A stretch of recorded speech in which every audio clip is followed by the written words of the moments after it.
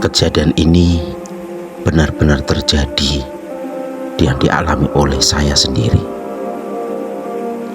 Pada saat itu, yang saya masih duduk di kelas bagus 1 SMP, sedang asik tidur-tiduran sendirian di sebuah musola tua milik keluarga yang terletak tidak jauh dari rumah saya. Akhirnya, benar-benar saya tertidur pulas. Maklum, tadi selepas sholat Isya, saya tampaknya kelelahan karena habis bermain dengan teman-teman saya. Biasanya, saya suka menggambar, menulis. Memang saya sering tidur di musola tua tersebut, menemani teman-teman yang juga sama suka tidur di musola.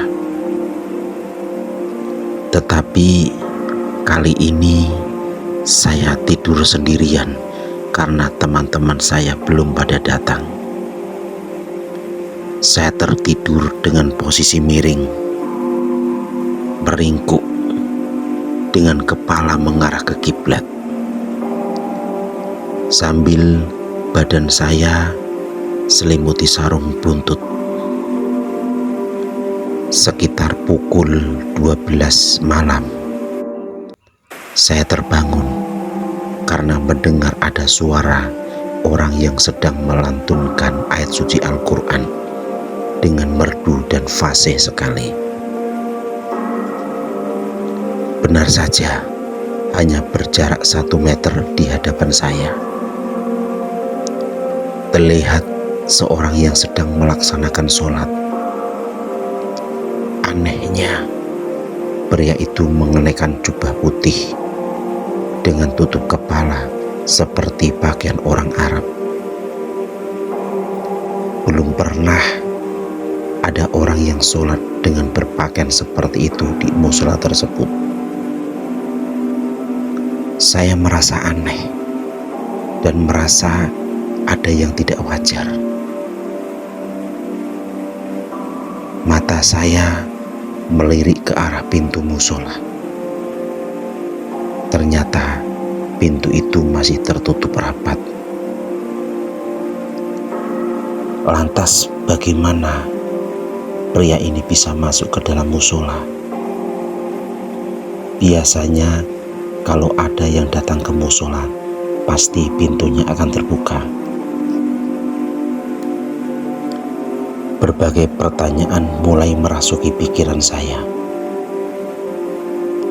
Hati saya mulai merasa tidak enak.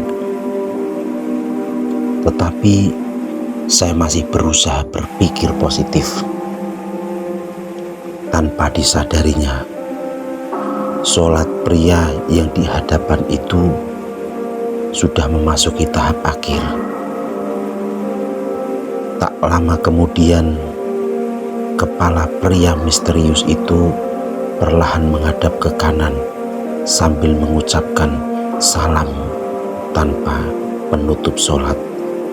Assalamualaikum warahmatullahi wabarakatuh.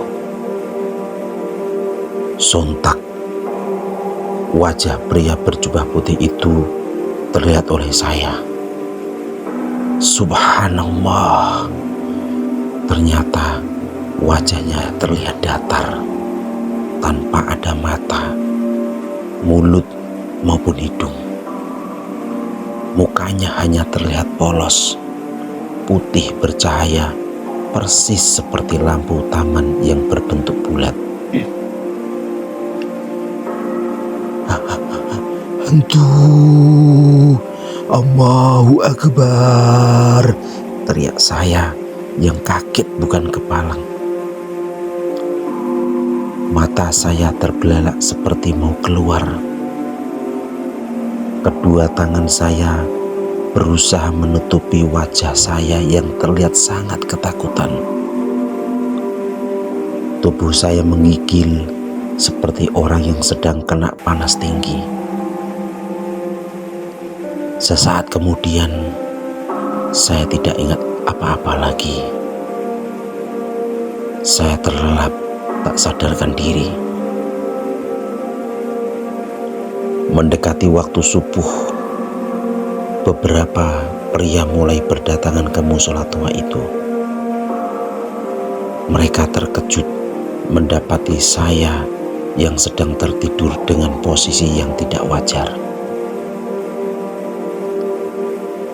Terlihat saya tubuhnya meringkuk, namun kepalanya terlihat sedang memandang sesuatu dengan mata terbelalak.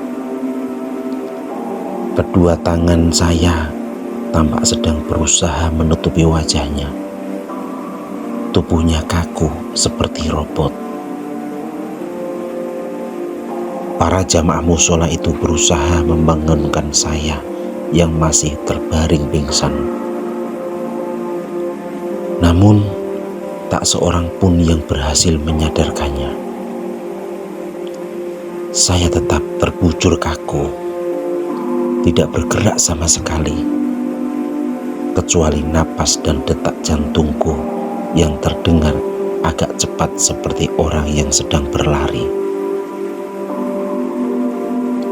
Tidak lama kemudian, masuklah seorang pria tua yang berjalan dibantu tongkatnya.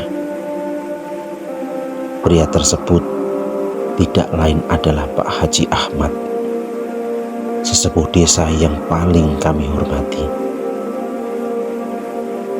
Melihat kejadian tersebut, Pak Haji menyuruh salah seorang jamaah untuk mengambil nampan berisi air, disertai beberapa bunga mawar dan melati.